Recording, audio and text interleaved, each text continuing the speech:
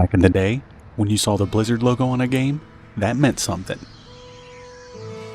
It meant you were about to play a polished, complete experience made by gamers who actually understood what players wanted. Today, we're looking back at Blizzard's legendary PC run, starting with Warcraft 1 and going all the way to Wrath of the Lich King. Before Blizzard became the giant people know today, there were a little company called Silicon and Synapse. They started building their name with games like The Lost Vikings, Rock and Roll Racing, and Blackthorn.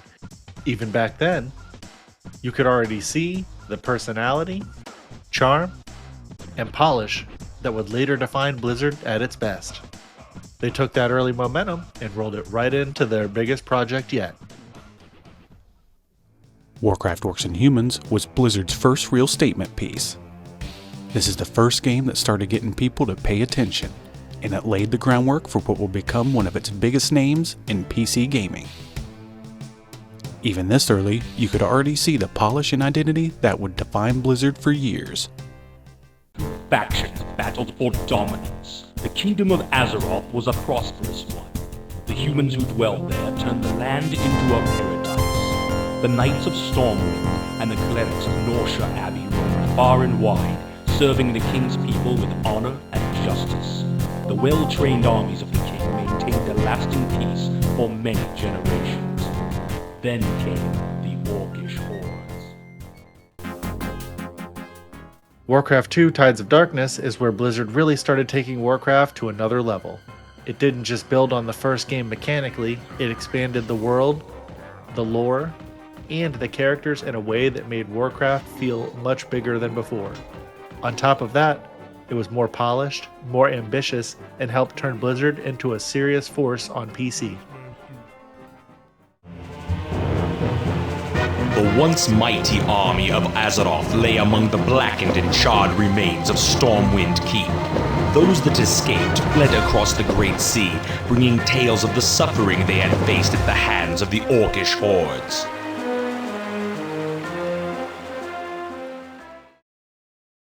In 1997, Blizzard went on a completely different direction with Diablo.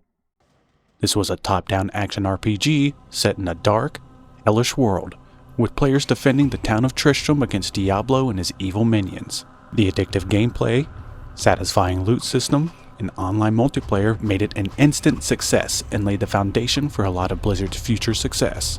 Diablo Hellfire followed later that same year, giving players more content to seek into and helping keep that early Diablo momentum alive.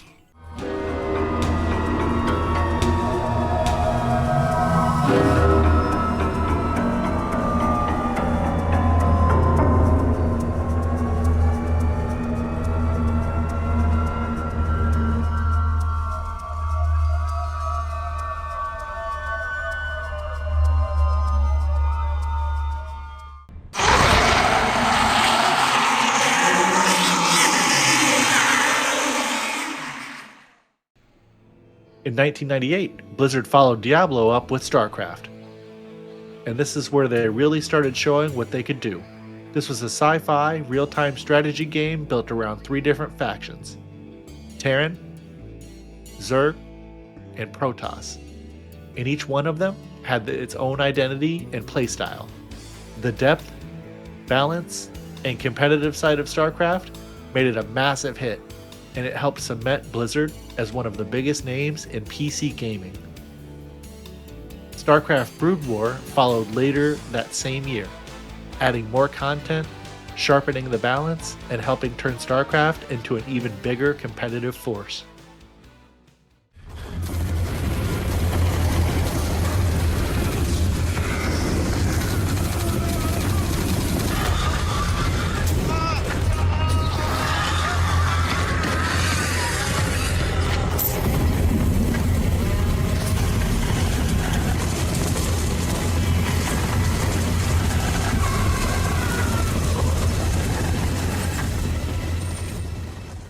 Diablo II is where Blizzard took an already addictive formula and made it even bigger. More classes, more depth, more loot, and way more replay value. This is the game that really turned Diablo into one of Blizzard's biggest PC franchises. Diablo II Lord of Destruction made it even better, adding more content, more builds, and even more reason for people to keep playing for years. Convinced that I was truly mad. The terror, the destruction, the evil I witnessed. How else could I explain them? Were these the demons from my dream?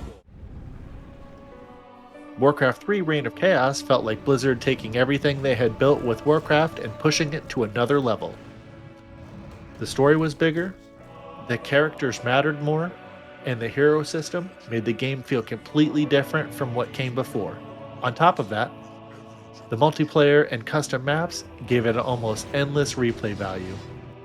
Then, Warcraft III, The Frozen Throne made it even bigger, adding more content and helping cement Warcraft III as one of the biggest games in Blizzard's whole run.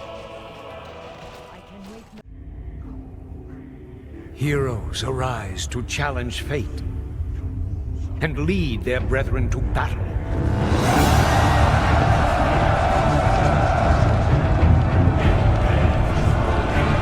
As mortal armies rush blindly towards their doom, the burning shadow comes to consume us all. World of Warcraft was where Blizzard went from feeling like one of the biggest names on PC to being a complete gaming juggernaut. They took everything they had built with Warcraft and turned it into an MMO people completely disappeared into. It was huge, social, addictive, and it felt like everybody was playing it.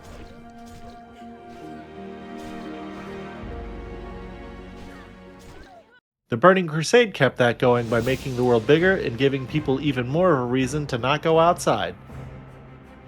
It proved WoW wasn't just some one-hit wonder, and proved Blizzard still had more gas left in the tank. Then, Wrath of the Lich King came in, and for a lot of people, this was their high point. Arthas was the payoff. The amount of content was ridiculous, and WoW felt absolutely massive at that point. This was probably the moment where Blizzard's whole run felt the most untouchable. This is what made Blizzard's run so special. It wasn't just that they had hits, it was that they were dropping genre-defining games in completely different lanes. Warcraft and StarCraft made them kings of RTS, Diablo helped define the action RPG loot grind, and World of Warcraft turned into a full-blown loot phenomenon. It wasn't one good series carrying them. Blizzard was dominating PC gaming from multiple angles at the same time. That's why the Blizzard logo used to mean something. It stood for quality, polish, and replay value, and a level of care people expected every time they dropped a game.